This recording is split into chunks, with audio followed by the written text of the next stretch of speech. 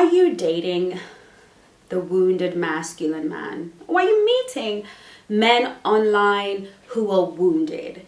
Okay, if you are, this video is just for you. Or maybe you are one of the guys that are in Chengi's world and you're wondering, what is the wounded masculine? Maybe you are the wounded masculine. I have a friend that's a wounded masculine. If you're new to my channel, welcome. And for those who are coming back, hello, welcome back again. Don't forget to subscribe, like, share, comment, share with your friends, leave a comment, and hit that notification bell so that you're informed every single time I upload a video.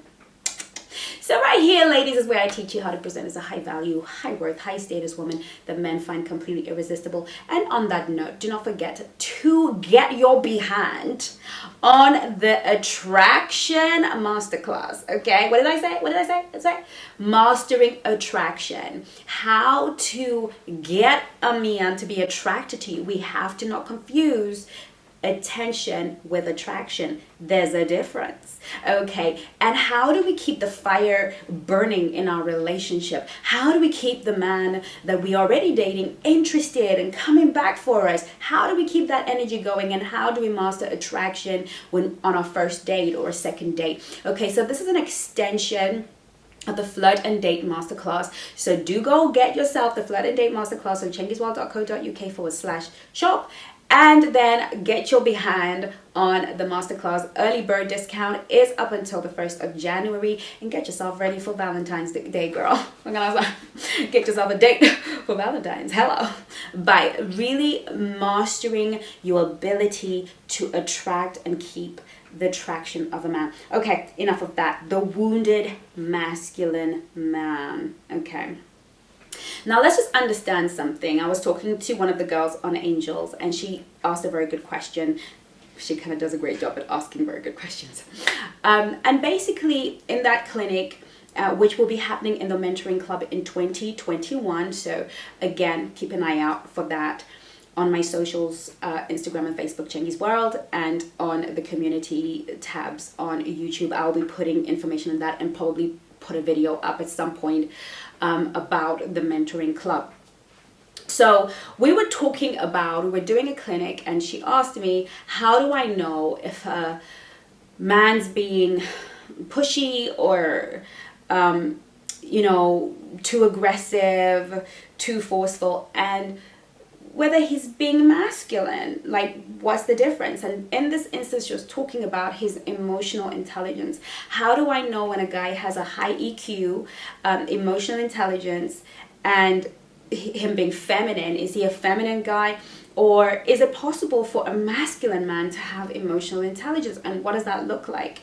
And so I realized that what she was really asking was, you know, can a masculine man have emotional intelligence? Can he be open, a good communicator, and all these things? And of course, we then had a whole 30-minute conversation around that in Chengi's Angels. So if you want to watch the replay of that, go to my Facebook group, Chengi's Angels, and you will be able to watch the replay of that. So basically, long story short, I was explaining to her, I realized that a lot of us women don't know the difference between a truly masculine man and a man that is wounded masculine. Now, wounded masculinity usually comes about as a result of a lot of things. One of those things is maybe not having a father figure to model masculinity for a guy, and being exposed maybe to other wounded masculine men who didn't really quite know how to be men, so they were operating at extreme. And you know, anything that doesn't have balance or operates at an extreme is usually a sign of woundedness, when something is just a little too much. Okay, so a lot of men, or they grew up in very violent homes where their fathers were very, very, very abusive to them, you know, beat them up, were emotionally abusive. And so they were at the receiving end of a wounded masculine man who then taught them how to be wounded, or they had a mother who disrespected them. Because that's another thing as well with us women. When our sons get to the age of 8, 9, 10, then we must show them respect and at that point, usually we're still treating them like little boys and not showing them the respect that they need to develop their masculinity as men. So there is a lot of wounded masculinity, and sometimes for a man who might be deeply wounded, like I've said on this channel before, especially talking about feminine men, sometimes they have to develop a strong, their feminine energy comes out and becomes a lot stronger. Remember, we're both masculine and feminine, and we need them for different purposes. But sometimes as a man, that energy, that feminine energy, will come out to nurture and to soothe their soul, and then they don't know how to necessarily flip back into masculine energy where they're givers, so they start to yearn. So that can also be when men are showing up very much in their feminine in relationships. I think one of you put in the comments that you had a boyfriend who would just wake up in the middle of the night and he would cry and you'd have to cradle him like a baby. Those are issues of wounds to his masculinity. Maybe he wasn't allowed to cry. A lot of the things, boys don't cry, and all of these sort of societal things that we sort of place on boys. Now, please don't say, Chengi, you said masculine men cry, but they don't cry every 2 seconds about everything. This is the point I was making. But at the end of the day, there is a messaging that some men get, that to show emotion is a weakness, that emotion is weakness, rather than emotion is a part of your human experience. It is a healthy part of your human experience. Managing our emotions and controlling our emotions is a male-female issue, but nevertheless, it is not because emotions are a weakness, and sometimes that has been communicated. So there's a lot of woundedness, either through feminism sort of imposing its iron will on men, and sort of emasculating them so that the woman can rise or whatever, or we have forces of in the home, family breakdowns, but ultimately a man becomes wounded. And what are some of the traits that a man is wounded?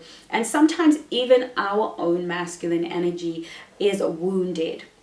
So even when we're in our masculine, like I said, when masculine energy is in a woman and is predominant in a woman and she leads with it, it's usually a wounded version of the masculine, not usually the healthy version, which is a mothering. Mothering is masculine. We're loving, we're nurturing, we're providers, we're carers, we're giving. We're always in that giving place. So we're actually in the healthy masculine. But when we are doing certain things, then we're showing up as wounded masculine. So even our own masculine energy can be wounded through other things. Now, what are some of these things? If the man you're dating is closed off, he is closed off, you can't reach him emotionally, he doesn't open up emotionally, you could share your heart and he will listen but never share his. There are other reasons why he may be closed off, maybe because he doesn't want to be that intimate with you or build that relationship. But if you know that he genuinely has a block, he just cannot. I dated a guy who told me that he just does not cry, period. He doesn't cry. I was like, ever? He's like, no, he doesn't cry. And these are deep wounds that need a lot of work, the kind of work that I do with my girls on the Soulmate Attraction System course. Okay, so closed off emotionally, or very manipulating. So whilst masculine energy loves to be in control, it's not really about the control of other people. It's about control of self, control of one's environment, the things that they have control over. The masculine energy likes to feel in control. It doesn't want to feel like there's chaos around, a masculine man. He likes to feel that he has a degree of control. He can react to circumstances if they are to appear. He likes to have that control. He likes to have control in his family to make sure everybody's safe, provided for, and that whatever might come in the way of his family, in the way of his woman, he has an ability to sort of control it. So he will control the environment. He will control the exposure. It is very natural for the masculine man, the healthy masculine man, to have a deep sense of control. But there is a healthy desire to control, and then there is a manipulative controllingness that comes from the wound that I am never safe, my environment is never safe, and you are going to abandon me, so I have to control you. So it's that anxious attachment, that anxiety when they're attaching will tell you that, where are you, where were you doing, who's on your phone, who are you talking to, you've been texting, who are you texting. All of those are really an exhibition not of the masculine energy but of the wounded masculine.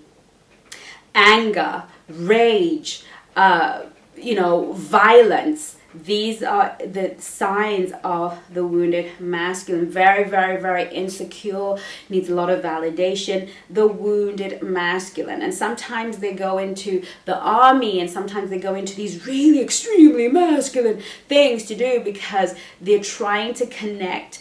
And so they kind of go overboard. A super high achiever, uber, super achiever, right? That can be the wounded masculine.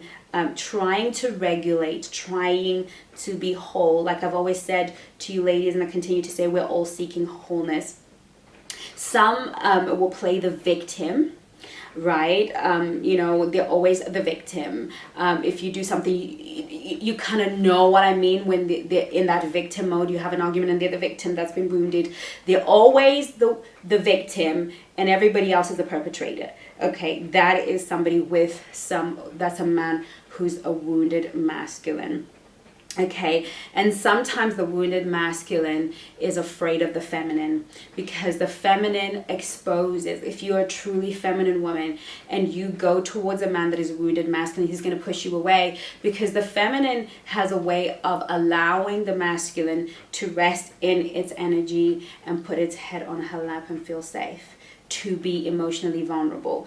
And if a man is wounded and he has issues and wounds, then vulnerability feels like weakness. Being emotional feels, and a woman that compels him to be vulnerable is going to be somebody that he's going to push away, because that is something that he doesn't want to confront within himself.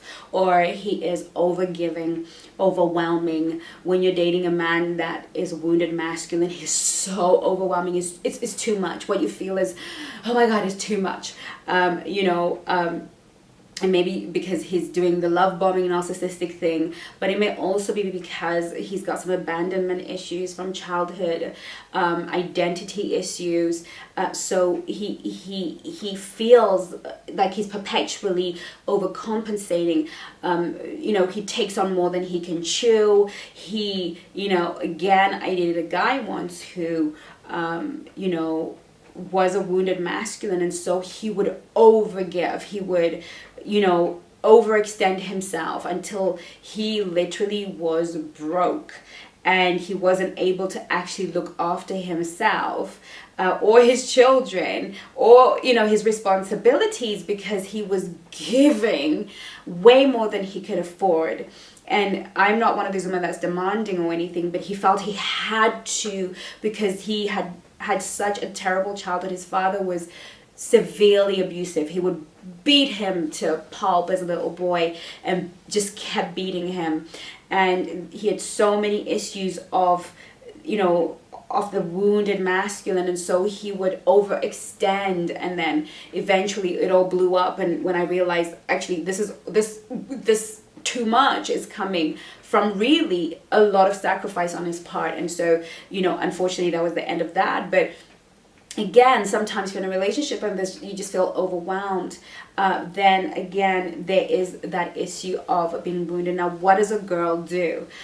To be fair with you, don't try and heal. A lot of what happens with these wounded men is they are drawn to the empath. They are, again, if you want to see my video on dating as an empath, please go watch that. But they are drawn to the feminine woman, because those who are not wounded in that way, but they are drawn to nurturers or masculine women who are going to play that role and give them the masculinity that they feel they don't have. Now, all of this, there is nothing that cannot be healed. If you're a guy and you know that you're struggling with the wounded masculine, then of course you can contact myself, and I can refer you to Coach Rena, who will be able to help you work through those wounds as she works with the men. But I really want you to as women, understand that if you see these signs, extreme anger, somebody who is out of control, rage, closed off, that you cannot heal this man. He needs to go on a healing journey.